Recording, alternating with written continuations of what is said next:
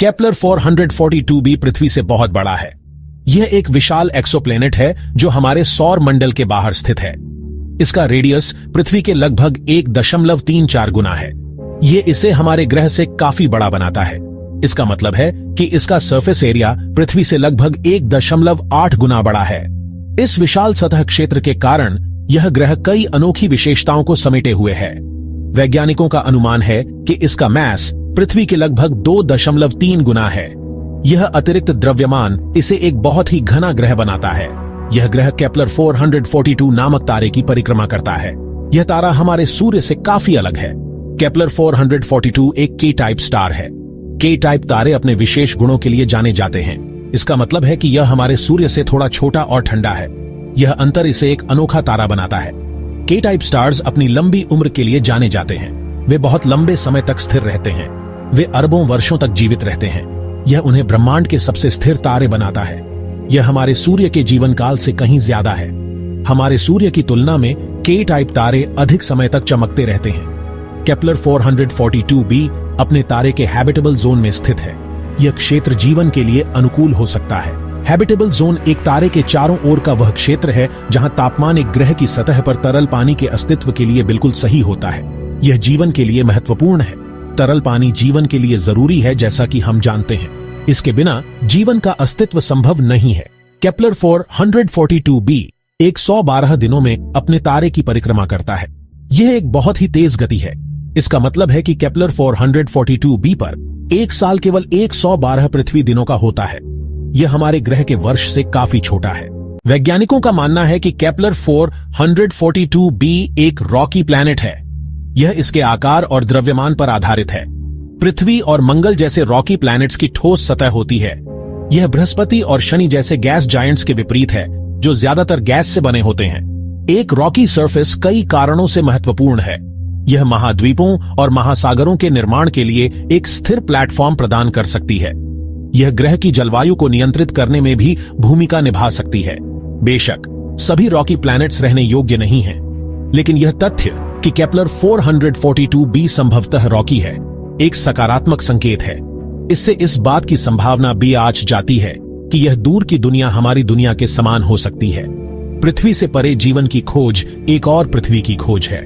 अपने तारे के हैबिटेबल जोन में एक रॉकी प्लैनेट का मिलना इस खोज में एक बड़ा कदम है। केपलर 442b हमसे बहुत दूर है। 1206 लाइट ईयर्स बस एक संख्या की तरह लग सकता है, लेकिन यह वास्तव में एक बहुत बड़ी दूरी का प्रतिनिधित्व करता है। इसे समझने के लिए सूर्य से प्रकाश को पृथ्वी तक पहुंचने में लगभग 8 मिनट लगते हैं। केपलर 442b से प्रकाश को हम तक पहुंचने में 1000 साल से ज्यादा समय लगता है। यह विशाल दूरी केपलर 442b का अध्ययन करना अविश्वसनीय रूप से चुनौतीपूर्ण बना देती है। हम अपनी दूरबीनों को उस पर इंगित नहीं कर सकते हैं और एक स्पष्ट तस्वीर प्राप्त नहीं कर सकते। इसके तारे से आने वाला प्रकाश ग्रह द्वारा परावर्तित धुंधले प्रकाश पर हावी हो जाता है। इन चुनौतियों के बावजूद वैज्ञानिक दूर के एक्सोप्लैनेट्स का अध्ययन करने के लिए नई तकनीकें विकसित कर रहे हैं। इनमें एक ग्रह के वायुमंडल से गुजरने वाले प्रकाश का विश्लेषण करने के लिए शक्तिशाली दूरबीनों का उपयोग करना शामिल है। पृथ्वी से परे जीवन की हमारी खोज में हम अक्सर उन ग्रहों की तलाश करते हैं जो जीवन के लिए अनुकूल हो सकते हैं। हैबिटेबल जोन एक महत्वपूर्ण कॉन्सेप्ट है। यह वह क्षेत्र है जहां तापमान जीवन के लिए अनुकूल हो सकता है।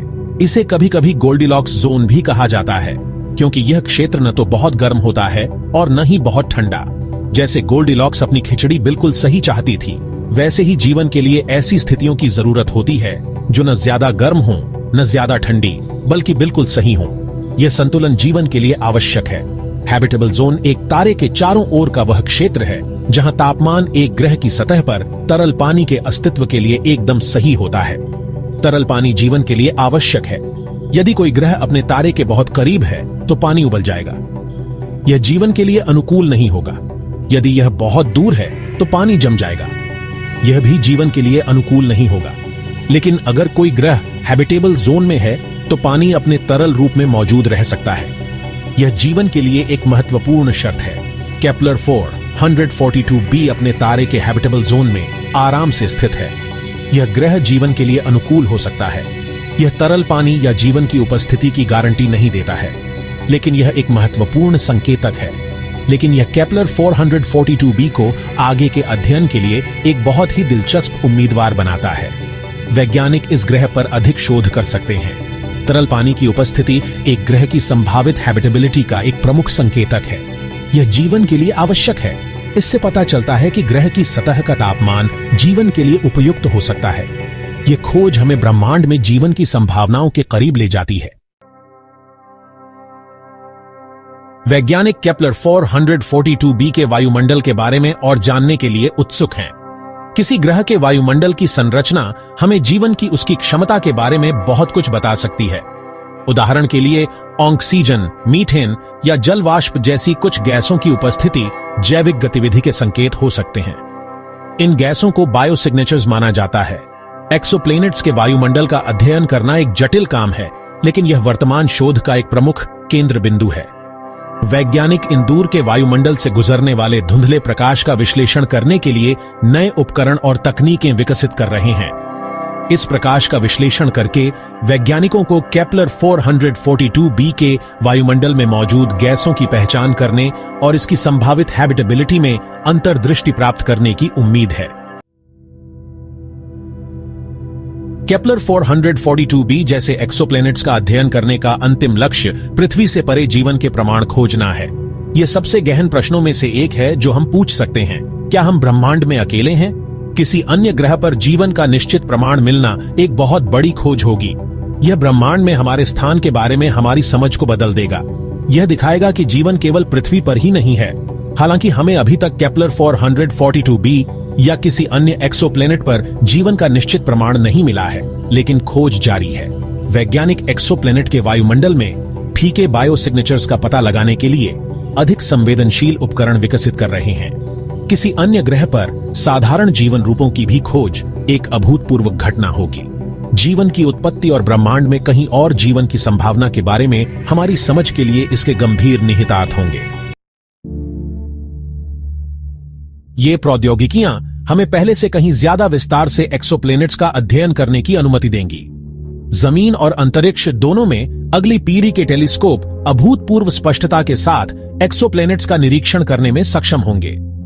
ये टेलीस्कोप हमें बहुत अधिक सटीकता के साथ एक्सोप्लैनेट के वायुमंडल का विश्लेषण करने की अनुमति देंगे, जिससे बायोसिग्नेचर्स का पता लगाने की हमारी संभावना बढ़ जाएगी। भविष्य में हम पास के एक्सोप्लैनेट्स पर रोबोटिक प्रोब्स भी भेज सकते हैं। ये प्रोब्स जीवन के प्रत्यक्ष प्रमाण की खोज में ग्रहों की सतहों और वायुमंडल का करीब से अध्ययन कर सकते हैं। केपलर 442b जैसी दूर की दुनिया का पता लगाने की खोज मानव प्रतिभा और तकनीक की सीमाओं को आगे बढ़ा रही है। यह हमारी सहज जिज्ञासा और अपने आसपास के ब्रह्मांड को समझने की हमारी इच्छा का प्रमाण है।